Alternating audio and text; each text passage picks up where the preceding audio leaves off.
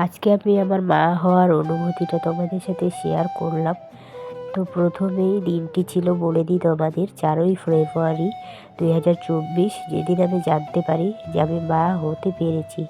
আমার বিয়ে 4 বছর হতে চললো। 4 বছরের মাঝখানে আমি যেহেতু মা হতে পেরেছি, তো সেটাই কতটা আনন্দের সেটা একমাত্র আমিই জানি।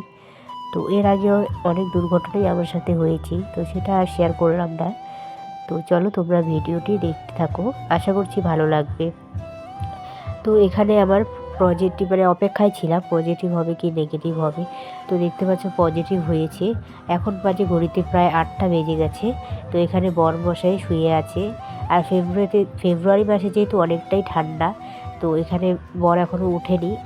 আমার তো রাতের থেকে ঘুমই হচ্ছিল না যে কখন সকালটা হবে ভোরবেলা, তো কখন উঠে আমি টেস্ট করব সেই অপেক্ষায় ছিলাম। আমরা দুজনেই বেবি প্ল্যানিং করার পর ডক্টরের সাজেস্ট নিয়েই আমি কনসিভ করতে পেরেছি 2 মাসের মাথায়। তো এখন আমি মা হয়ে গেছি। ভিডিওটা আমার করা ছিল, তো এখন তোমাদের সাথে আমি এটা শেয়ার করছি।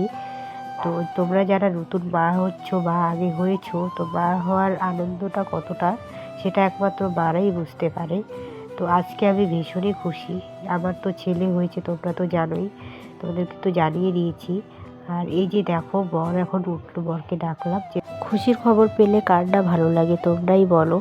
তো সবাই তো অপেক্ষায় থাকে যে আমি কবে মা হব বা মা হওয়ার অনুভূতিটা, সবাই এটা চায় মা হতে। তো দেখো তোমরা যারা নতুন মা হবে আর কয়েকদিনের অপেক্ষা, তো তোমাদের জন্য অনেক অনেক ভালোবাসা আমার তরফ থেকে। অনেক সাবধানে থেকো আর সুস্থভাবে সন্তানের জন্ম দাও, এটাই আশা করব। তোমাদের জন্য অনেক অভিনন্দন। আর সবাই সুস্থ থেকো, ভালো থেকো। আবার দেখা হবে অন্য কোনো ভিডিওতে। চলো সবাইকে টাটা।